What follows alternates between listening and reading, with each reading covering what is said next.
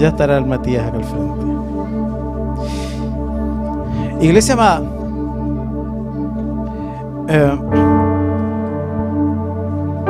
hemos pasado del año 21 al año 22.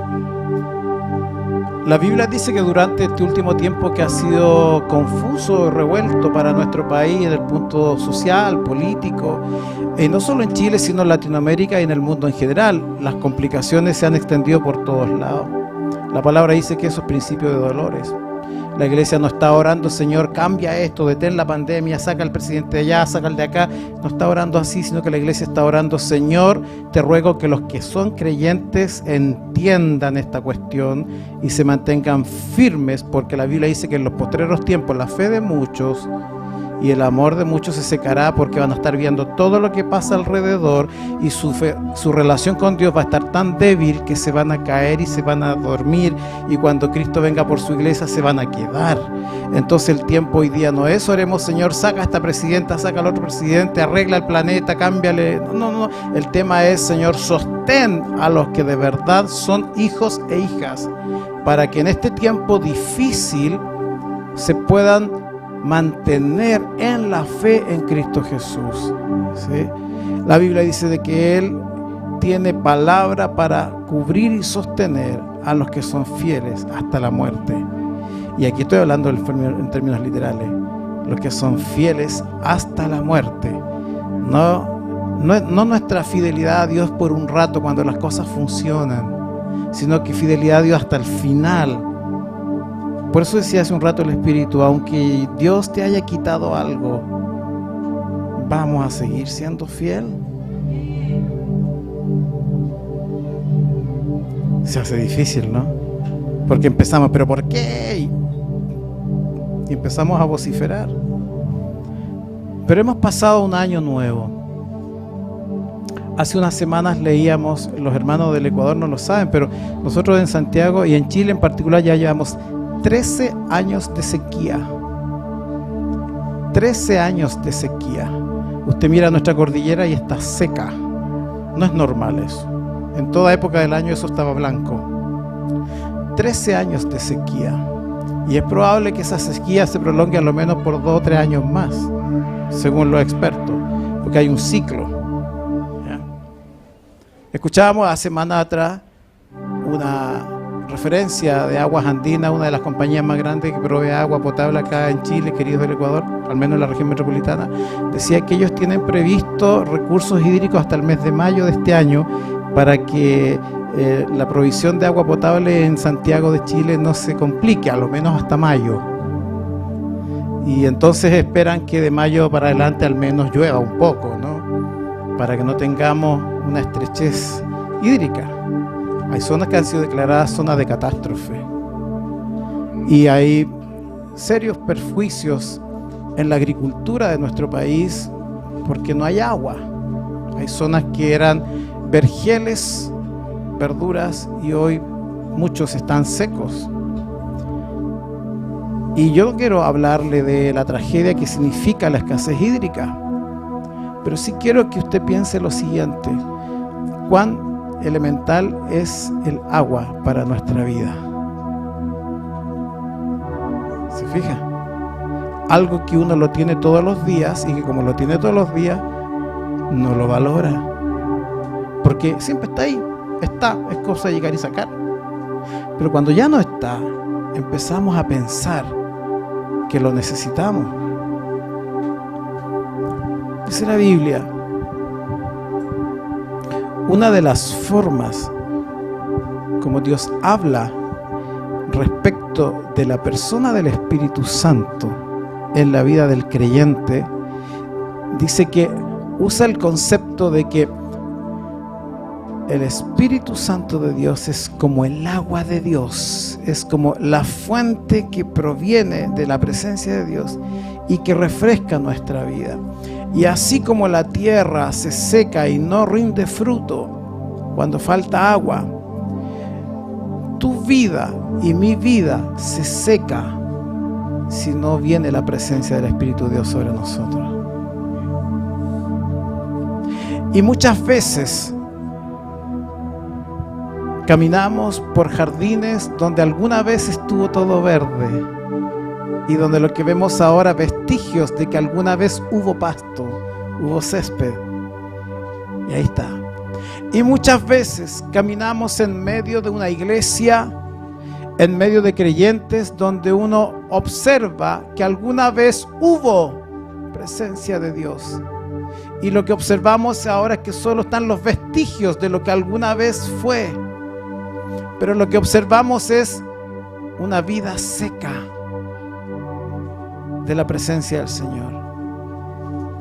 El otro día salí a regar el pasto afuera de la calle en mi casa y le hablaba a mi esposa. Fue fuerte porque era como, me paré arriba con una manguera y era caminar por lo que estaba antes blandito de pasto, caminar y caminar y sentir. ¿Has sentido el ruido? Cuando uno pisa el pasto y está seco, hay un ruido, ¿cierto? Un ruido distinto. ¿Ha escuchado el ruido de los creyentes que están secos espiritualmente hablando? ¿Cómo hablan? Lo que dicen, los temas, las quejas, los dolores. También hay un ruido, porque se está seco. Es inevitable. Lo seco se nota en el ruido que hace. Y el relato de la Biblia, en el libro del Génesis, en el capítulo 26, si usted lee, en el capítulo 26 se nos narra la historia de Isaac en Gerar. Isaac, el hijo de Abraham y Sara, y dice que ellos fueron a la zona de Gerar, un territorio donde estaba Abimelech, contrarios a Jehová Dios. Y el relato es tres cosas importantísimas. Fíjese que lo primero es que en el capítulo 26, en el versículo 15, dice el relato bíblico de que todos los pozos que habían, lo leo textual, dice, y todos los pozos que habían abierto los criados de Abraham, su padre en sus días, los filisteos los habían cegado y llenado de tierra. Para el pueblo de Israel no era posible vivir en Israel, territorio seco, desértico, si no habían pozos. Pero dice de que Isaac llega a este territorio y dice, y se da cuenta que todos los pozos que su padre Abraham había abierto, los enemigos los habían tapado. Esto es curioso, porque en la cabeza de cualquier ser humano común y corriente, normal, de este lado, del de allá, de lo que sea, razona que si hay un pozo es porque tiene que estar abierto para que haya agua. Pero el relato es tan preciso cuando dice de que todos los pozos que habían en esa zona desértica, los enemigos lo que hicieron fueron taparlos. Entonces uno dice, yo no entiendo esto, porque yo puedo odiar mucho al enemigo y quiero defender mi casa, pero no entiendo cómo yo tapo el pozo que incluso va a perjudicar mi propia casa. No sé si me sigue. Los filisteos habían cubierto los pozos que había abierto Abraham y no solo perjudicaban a Israel, sino que también se perjudicaban ellos. Entonces, lo que quiero decir, iglesia amada, es que cuando la presencia del Espíritu de Dios es robada por Satanás, Satanás se encarga de tapar todas las posibilidades de que fluya el agua de la presencia de Dios, e incluso a veces ni nosotros mismos nos damos cuenta y nosotros prestamos nuestras manos para tapar el pozo donde está el agua viva.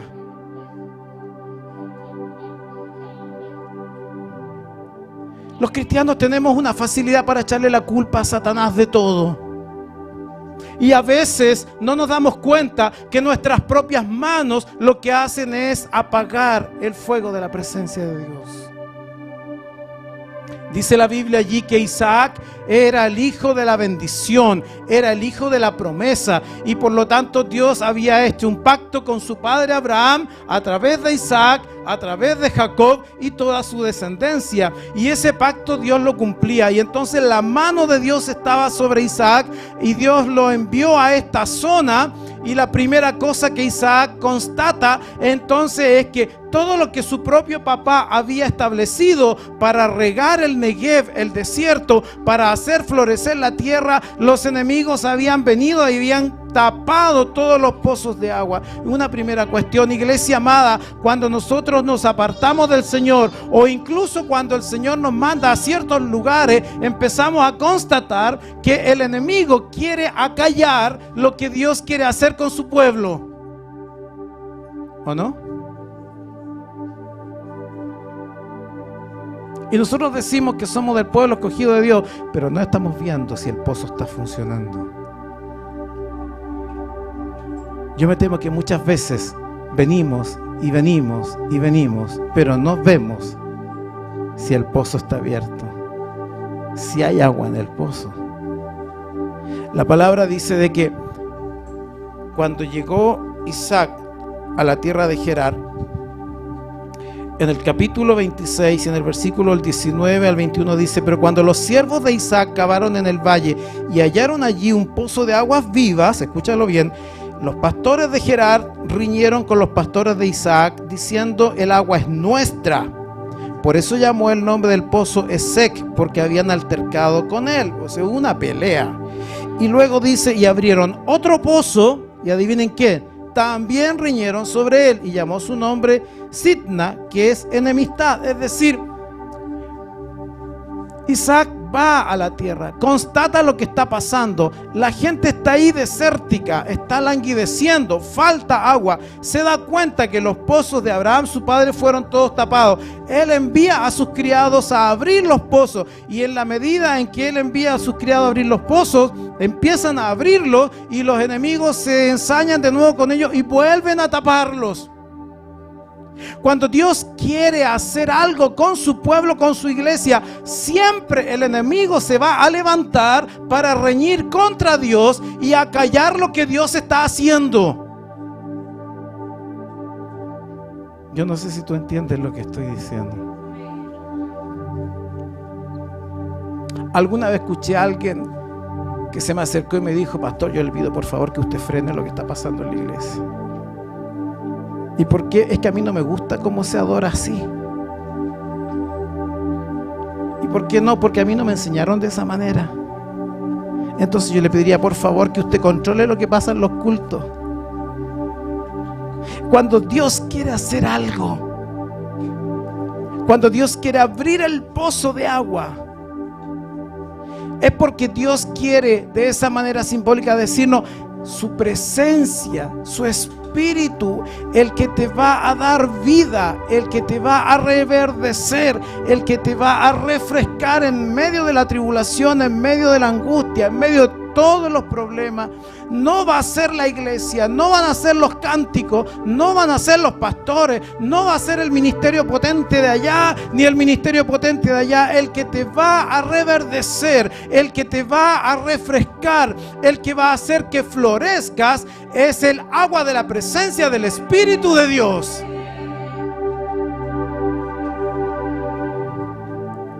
Los discípulos, cuando fueron esparcidos luego que Jesús fue al cielo, fueron llevados a la cárcel y fueron llevados ante de las autoridades civiles.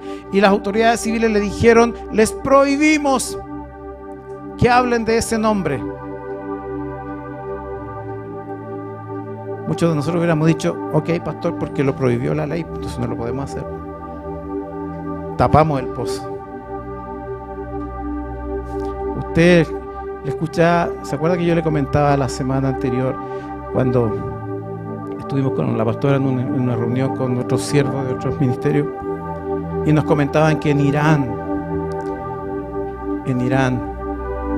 la tierra de la Babilonia, del imperio Ur de los caldeos, el cristianismo está creciendo con una cantidad increíble? Y lo que nos comentaba ese hombre, varón de Dios, era que ese evangelismo en Irán estaba creciendo guiado solo por mujeres prostitutas que se convirtieron al Señor. Esas mujeres prostitutas conocieron a Cristo, cambiaron su vida y ellas son las que han arrasado el país con el Evangelio. Y nosotros habríamos dicho por ni un motivo, porque no tiene testimonio, porque no es pastora, porque no fue a estudiar teología, porque no fue ministrado por una iglesia. Habríamos puesto 500.000 cosas y habríamos tapado el pozo del agua. Pero cuando Dios quiere abrir el pozo, Él lo hace como Él quiere. Lo hace como Él quiere. Jesús tuvo sed. Y dice que cuando iba de camino a realizar su ministerio en Galilea, desde acá de la zona de Judea, camino a Galilea, tenía que atravesar por Samaria. Y dice la palabra que Jesús tuvo sed y Él llegó al pozo. Y adivinen quién lo atendió. Una mujer que se había metido con 7 hombres distintos y que con el que estaba actualmente ni siquiera era su marido. Porque cuando Dios quiere abrir un pozo, Él lo hará como Él quiera. Jesús está diciendo aquí a través de Isaac. Fue Isaac y mandó a sus criados a abrir los pozos. Abrieron un pozo y vinieron los enemigos y se pelearon con él, lo taparon. Abrió un segundo pozo, vienen nuevamente los enemigos y lo taparon. Siempre habrá oposición a la presencia del Espíritu de Dios. A veces la oposición va a venir de fuera. A veces la oposición va a venir desde adentro. Y a veces la oposición va a venir desde tu propia cabeza. ¿O no? ¿Cuántos sabemos aquí que a veces estamos en la presencia del Señor y el fuego del Espíritu está hablando de una manera increíble? Y algo acá adentro te dice, no hagas eso, son mentiras, no, tú eres aquí, tú eres allá, tú eres... ¿Sí o no? Y la oposición viene de aquí, de las ideas que tenemos en la cabeza, de los preconceptos, de los prejuicios, de las cosas con las que hemos sido marcados a lo largo de la vida. Por eso es que el pozo tiene nombre. Y los 2 primeros eran pelea, enemistad. Pero dice la palabra que hubo una cosa profética que hizo Isaac. En el capítulo 26, versículo 18 dice: y volvió a abrir Isaac los pozos de agua que habían abierto en los días de Abraham su padre, y que los filisteos habían cegado después de la muerte de Abraham. Y escucha bien, y los llamó por los nombres que su padre los había llamado. ¿Qué significa esto? Isaac volvió a abrir los pozos que su papá había hecho, y cuando los abrió, los nombró igual como los había nombrado su padre. No vino aquí a ver, chiquillo, ahora en la iglesia llegué yo y la cuestión va a ser de esta manera y no como la hacíamos antes, no como la hacía este líder, no como la hacía el otro líder, sino que lo voy a hacer ahora como yo digo, porque yo fui, porque yo me preparé, porque yo tengo experiencia, porque el Señor a mí me usa de manera potente, porque yo estudié, y lo vamos a hacer de una otra manera y vamos a cambiar todo. Dice que fueron abiertos los pozos de Isaac, por medio de Isaac, los pozos de su padre Abraham, y él dice que los denominó, los nombró igual como los había nombrado Abraham. ¿Sabe por qué? Porque eso es entender que el Espíritu Santo de Dios es uno solo y no cambia. Es inmutable. Nosotros somos los que agregamos las cuestiones. Nosotros somos los que cambiamos. Nosotros somos los de doble ánimo. Pero el Espíritu de Dios no cambia. Es el mismo hoy, ayer y para siempre. Por los siglos de los siglos, dice la palabra. Dios no cambia. Y no vamos a venir a descubrir algo nuevo. Hemos de recuperar lo que el Espíritu siempre fue. Que tal vez lo teníamos oculto, que tal vez lo teníamos atado, Pero no es que vamos a hacer una teología, mire, de hoy en adelante vamos a empezar a hablar del segundo bautismo en el Espíritu Santo, vamos a hablar de una segunda experiencia. No nos vamos a meter en eso. Lo que vamos a hacer es buscar el pozo del agua viva, que es la presencia del Espíritu de Dios. Es tan simple como buscar el mismo Espíritu que le habló a Abraham y que hizo algo milagroso en la vida de Abraham. Es lo que vamos a buscar nosotros hoy día en el siglo XXI. Ni una cosa distinta. Porque Dios es el mismo. El Dios de Abraham es el mismo Dios al que tú sirves hoy día. Entonces es profético lo que hace Isaac cuando abre los pozos de su padre y los llama de la misma manera que su padre los llamó. No está hablando de un cambio, está hablando de recuperar lo que siempre Dios quiso que tuviésemos y que se perdió cuando el hombre y la mujer empezaron a prestar oído a otras cosas que no eran Cristo. Cuando el hombre y la mujer empezaron a escuchar a la serpiente que los engañó y que los hizo caer, y cuando el hombre y la mujer empiezan a mirar y a oír lo que les dice el tentador, y entonces allí el hombre y la mujer pervierten la presencia de Dios. Y entonces ahora cuando Isaac dice que recupera los pozos, su padre está diciendo: yo quiero recuperar la presencia del Espíritu Santo como era desde un principio, cuando Jesús, el Espíritu Santo, el Padre, la Trinidad perfecta estaban con Adán, con Eva al principio de los tiempos. Esa originalidad del Espíritu de Dios viviendo con ellos, eso es lo que estamos recuperando. No es algo nuevo. Probablemente sí sea tu nueva experiencia con Él, porque a lo mejor tú no lo has vivido, pero el Espíritu es el mismo de siempre. Dice la palabra que cuando Isaac estaba en esa condición, lo llamó como lo llama a sus padres. Pero ¿sabes qué, querida iglesia? Si lees conmigo en Éxodo, en el capítulo 15, hay un relato allí que me interesa mucho que usted también lo tenga muy claro, porque usted va a decir: pastor, sí, pero es que mire, yo me conecto al culto de allá, mire, yo voy al de allá, yo me conecto con el... O sea, usted tiene hoy día una variedad de cosas, ¿cierto? Solamente le quiero decir una sola cuestión: no cualquier agua, no cualquier agua. Porque usted puede tomar agua y puede tomar agua, ¿cierto? Y agua con endulzante, y agua con aditivos, y agua con...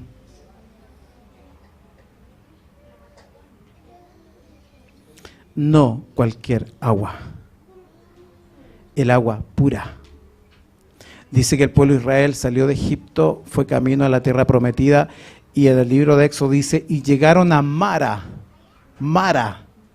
Éxodo capítulo 15, y llegaron a Mara. Y Mara, querida iglesia, era un lugar donde había mucha agua.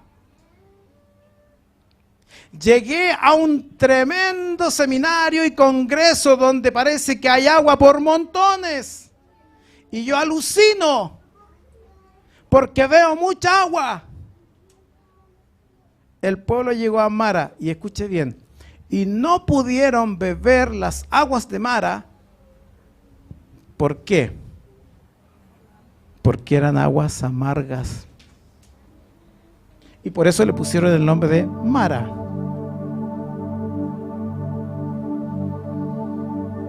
Amargura. Paréntesis, hace un tiempo, hace como 3 semanas atrás, conversando con una persona, nos comentaba que se llamaba Mara, y su madre le había puesto Mara porque cuando ella estaba embarazada lo había pasado pésimo, y le puso por nombre a la hija Mara. A veces cometemos tantas torpezas, ¿no? Y declaramos proféticamente tantas barbaridades. Dice la Biblia entonces allí que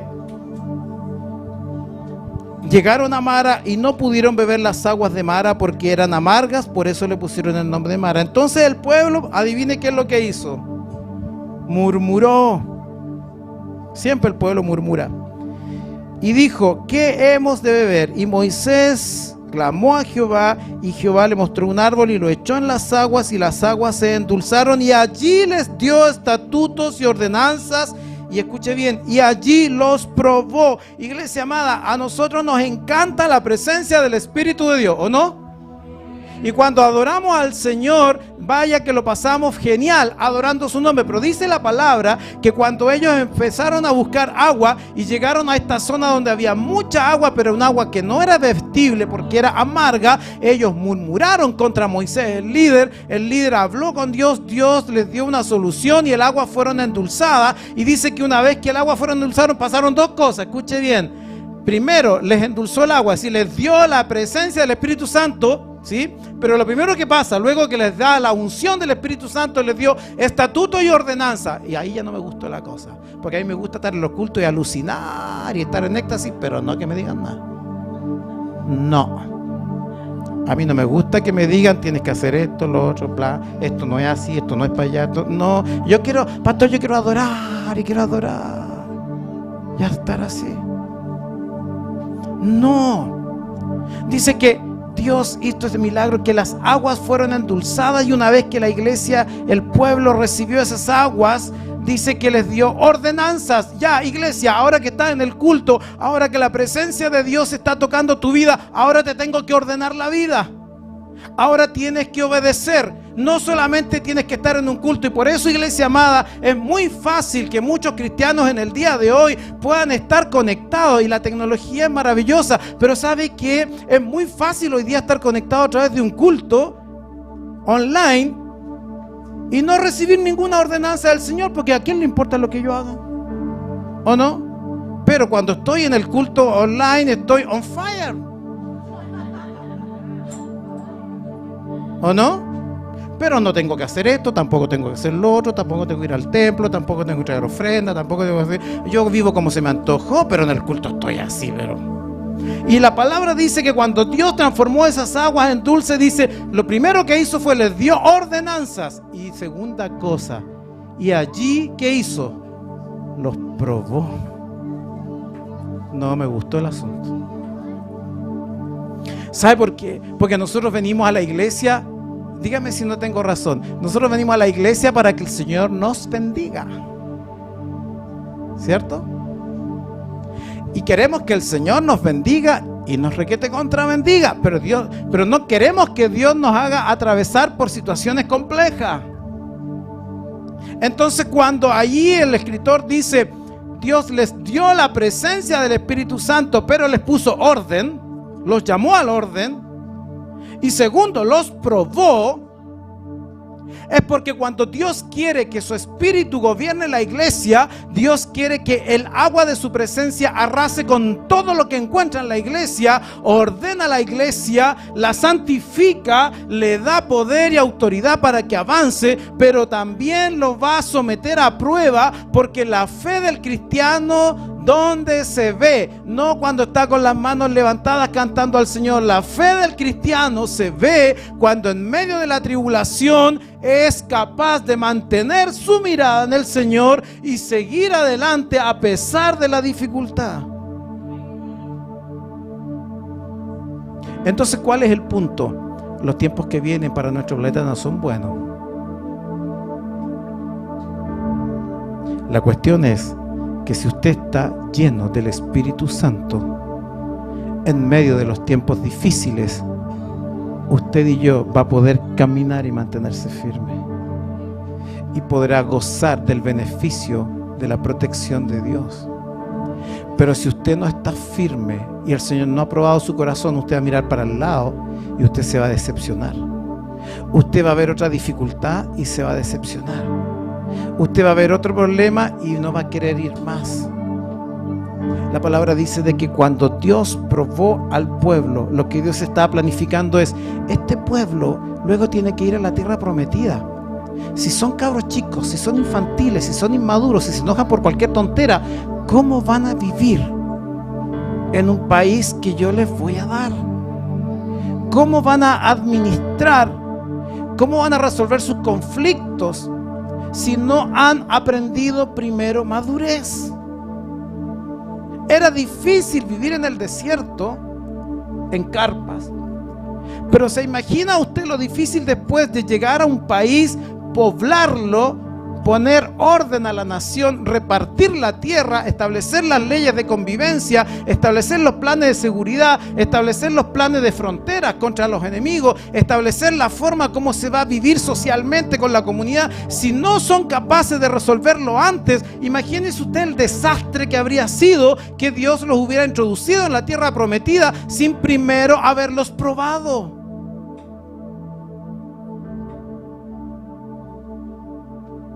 ¿Sabes, querida iglesia? Dios a ti no te puede dar un trabajo espectacular si primero no te prueba cómo eres con el trabajo que tienes hoy día. Hay gente que basta que el jefe le diga 3 cosas bonitas y uno queda así, ay, mi jefe, mi institución. Y uno abandona a Dios por el jefe y la institución, ¿o no? Si uno no es capaz de resolver primero eso, ¿tú crees que Dios te va a dar una cosa maravillosa?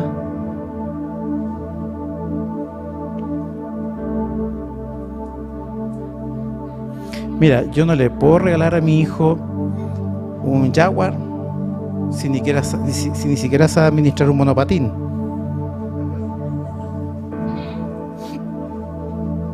¿O no?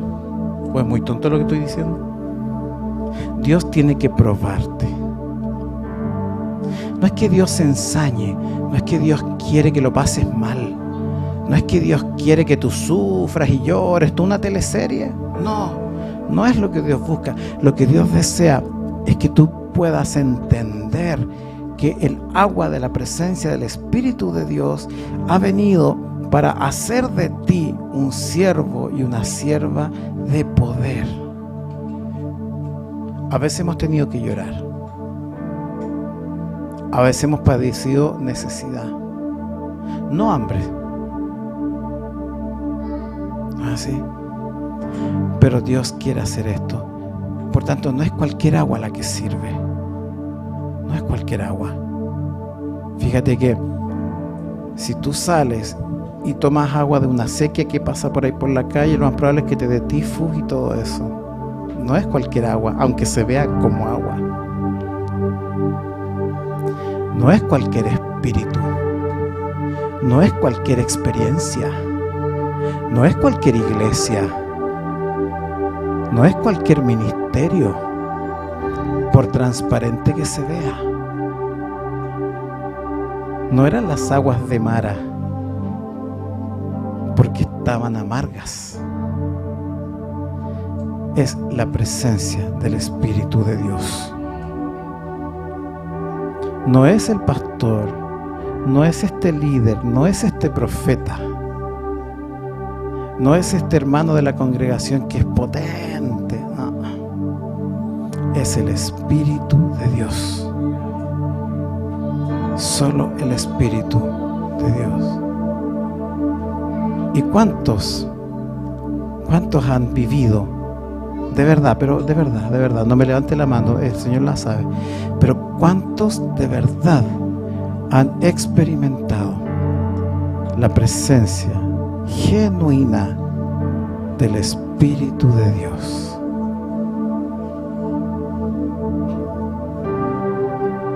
No el mover de un griterío, no el mover de unas canciones bonitas de Marco Brunet. Porque cuando el Espíritu de Dios toca, no necesita la música, no necesita el cantante, no necesita el pastor, no necesita la iglesia. Cuando el Espíritu de Dios toca, basta que Él quiera y que tú quieras, y el Espíritu viene.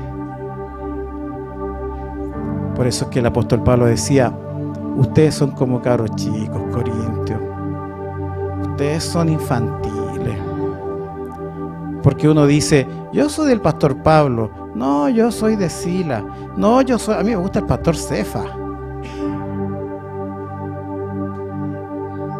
Y el apóstol Pablo dice: ¿y quién es Pablo? ¿Y quién es Sila? ¿Y quién es Cefa?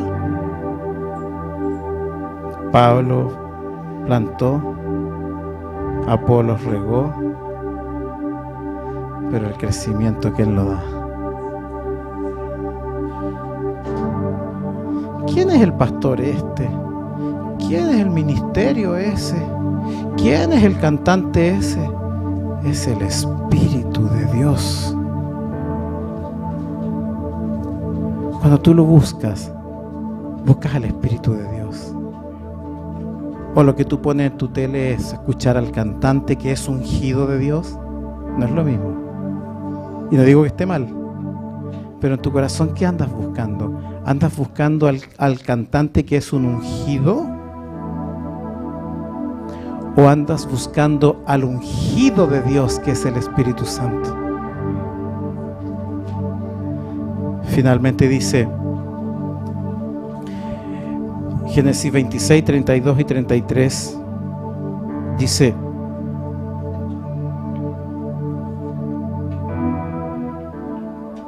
en aquel día sucedió que vinieron los criados de Isaac. Bueno, dice, si usted lee el capítulo antes, se da cuenta que cuando Isaac llegó a esa tierra de Gerar, el rey Abimelech se dio cuenta que la mano de Dios estaba con Isaac, y dice que la mano de Dios lo bendijo y lo prosperó muchísimo.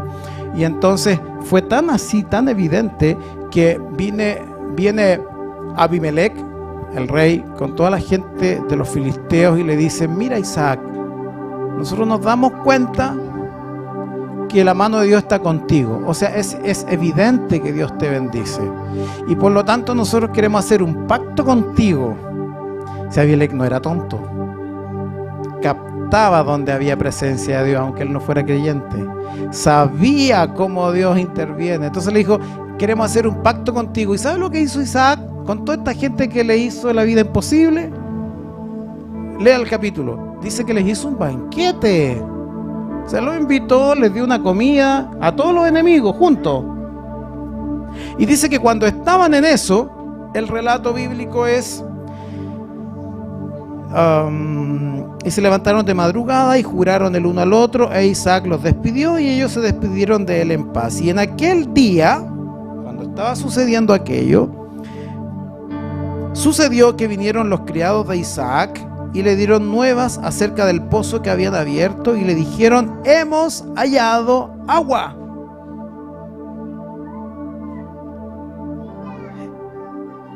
Y lo llamó Seba. Isaac llamó a ese pozo Seba.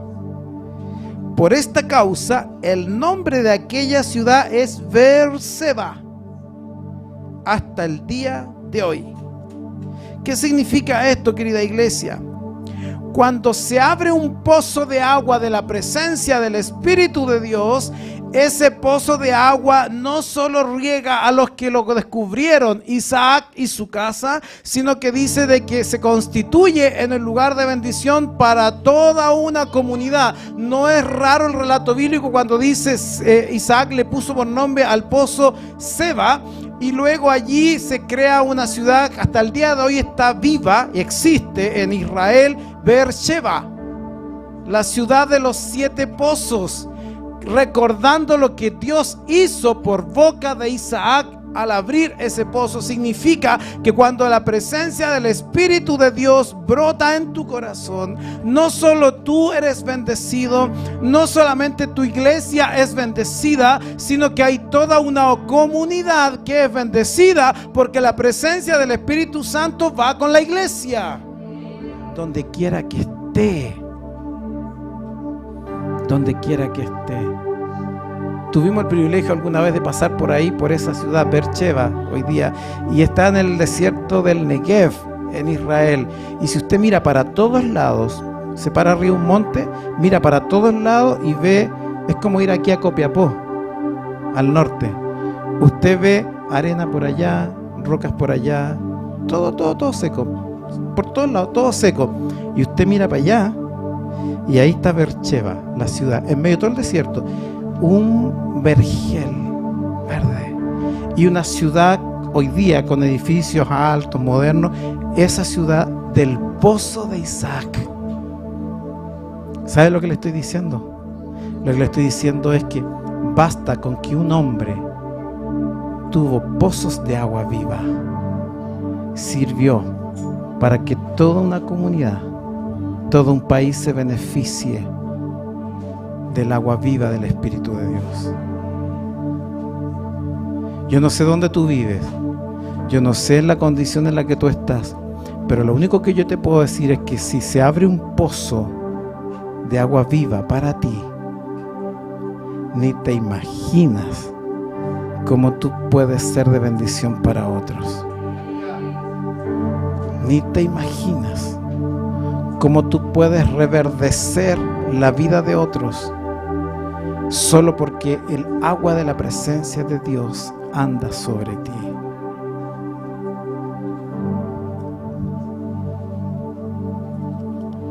Josué capítulo 3. Josué capítulo 3 dice la palabra que cuando Israel pasó la tierra prometida, a Moisés, el profeta, el líder, no se le permitió entrar, pero fue Josué el continuador de la obra de Moisés. Y en el libro de Josué, en el capítulo 3 y en el versículo 15, se dice que cuando el pueblo de Israel iba a pasar hacia la tierra prometida para tomar posesión de ella, hay un milagro allí que se parece mucho, pero es como en chico, pero se replica el milagro del cruce del Mar Rojo. Usted sabe que cuando Israel escapó de Egipto, Dios abrió el mar en dos, ¿cierto? Y pasaron en seco. Pero este mismo milagro se vuelve a repetir después cuando Israel toma posesión de la tierra prometida. Y ahora ya no es un mar, sino que ahora es el río Jordán. Y el punto aquí es que Dios les dice: ya, ahora está la tierra prometida, ese es el lugar donde ustedes van a vivir, y ahora tienen que cruzar este río para estar al otro lado, porque el río era el límite. Van a cruzar el río y lo que está a continuación es la tierra prometida. Y hay una instrucción de Dios sobre ello. Y fíjate que ahí en el libro de Josué, el relato dice...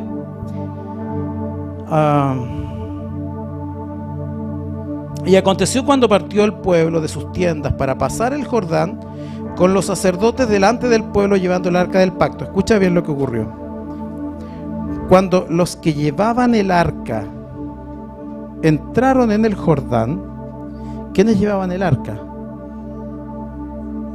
Los sacerdotes de la tribu de Leví, no cualquiera, los sacerdotes. Dice: cuando los que llevaban el arca entraron en el Jordán y los pies de los sacerdotes que llevaban el arca fueron mojados a la orilla del agua, agua de nuevo, agua, porque el Jordán suele desbordarse por todas sus orillas en el tiempo de la siega. Dice que cuando los sacerdotes pusieron los pies y el río los mojó en los pies, dice: las aguas que venían de arriba se detuvieron en un montón bien lejos de la ciudad, y las que descendían al mar del Arabá se acabaron y fueron divididas, y el pueblo pasó en dirección de la ciudad de Jericó. Escucha bien. Cuando las aguas tocaron los pies de los sacerdotes, cuando las aguas tocaron los pies de los sacerdotes, un montón de agua para allá, otro montón de agua para acá. Ahora pasen a la tierra prometida. No podían pasar a la tierra prometida. No puedes recibir tu premio, no puedes recibir tu bendición si primero no eres inundado por el agua del Espíritu de Dios. Llevo años orando por algo y no lo tengo. Y nunca se me había ocurrido que antes de tener aquello necesito ser sumergido en las aguas del Espíritu de Dios.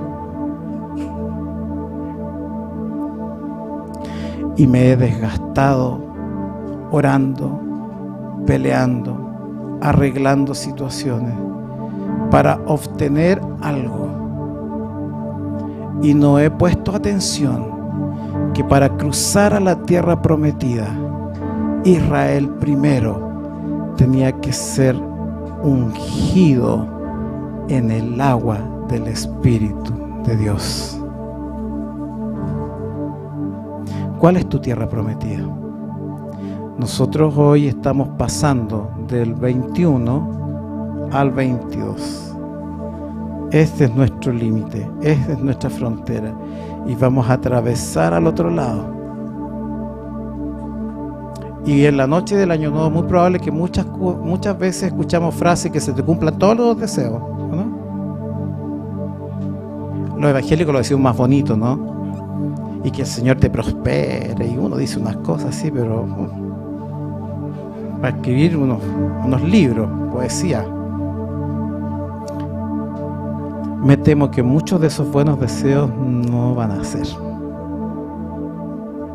No se van a quedar más que en puras palabras de que van a ser nomás. Yo te lo deseo, pero te lo deseo. Pero de ahí a que resulte. ¿Sabe por qué? Porque no tiene que ver con eso. Hay condiciones que Dios pone para que tú puedas ser bendecido y prosperado. Israel tuvo que atravesar el Jordán para poseer la tierra, camino hacia Jericó, la primera ciudad que le ofreció resistencia.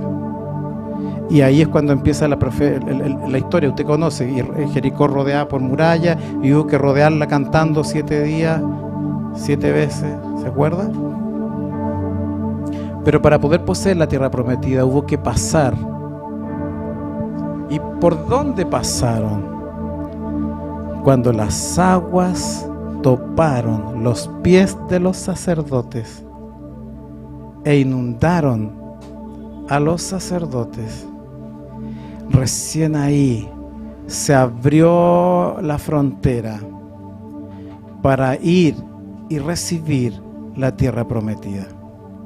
Que significa que cuando tú y yo somos sumergidos en las aguas del Espíritu Santo, recién podemos atravesar y apropiarnos de lo que es nuestro. Entonces, querida iglesia, ¿de qué nos sirve solo venir al culto? ¿O de qué nos sirve hoy día ponernos en el mall de las iglesias?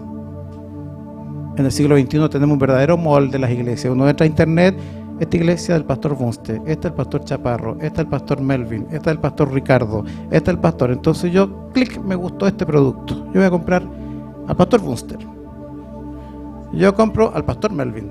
¿Me entiendes? En este mall de las iglesias, ¿de qué me sirve ir a esa o a la otra o a la de más allá? Porque no es ir, es añorar la presencia del Espíritu sobre mi vida, que me inunde por completo. Porque cuando el Espíritu me inunda, me prueba, me da instrucción y me entrega la bendición. Usted escuchó que los hermanos que el día miércoles guían la oración acá han dicho una cosa que no sé si usted captó la sutileza. No sé si usted la captó, pero no es una sutileza, es una tremenda cosa. Las hermanas y los hermanos que nos coordinan el miércoles aquí dice, si alguno acá en Santiago tiene una petición, ¿qué ha dicho la Dani o qué ha dicho Karina? No la escriba en el Instagram, oren por no sé qué cosa, no. Los de Santiago, si tienen una petición, ¿qué han dicho? Venga aquí. Ya se pusieron complicados. Ya empezaron con cuestiones. Pero ¿sabe por qué eso? Porque es súper fácil, echadito atrás en la cama viendo la tele, ya, oren ustedes por mí. Los otros oren por mí. Pero ¿quién es el que tiene el problema? ¿Quién es el que está necesitado? ¿Quién es el que debe clamar?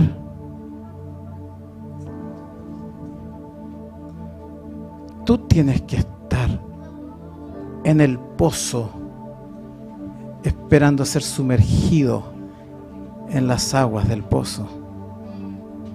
No puedes mandar el recado al otro. Distinto es el que no conoce a Cristo. Ese sí, y lo recibimos y oramos por ese.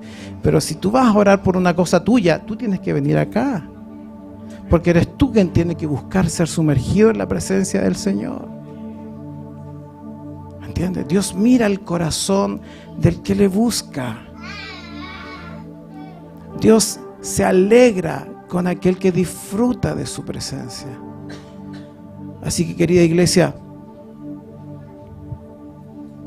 me impresionó leer eso. Cuando los que llevaban el arca entraron en el Jordán y los pies de los sacerdotes que llevaban el arca fueron mojados a la orilla del agua, entonces ocurrió todo lo demás. Entonces ocurrió todo. No antes. No antes. No se sentaron a construir un puente. A ver, ¿quién tiene más ideas para cruzar el río? Juntemos piedras. No, que el más fuerte los lleve en andas al otro. No, pongamos unos troncos y pasamos por arriba. No hicieron ninguna de esas cosas. Dice, cuando los pies de los sacerdotes pisaron el agua y fueron inundados por el agua, entonces vino el despertar para la iglesia. ¿Cuántos hoy día quieren hacer lo mismo? ¿Cuántos vamos a hacer lo mismo? ¿Sí? ¿Cuántos de los que están ahí en conexión de la congregación, los que están en el sur del país y los hermanos que están en el Ecuador, van a decirle, Señor, yo quiero el agua del río de Dios, que es la presencia del Espíritu Santo?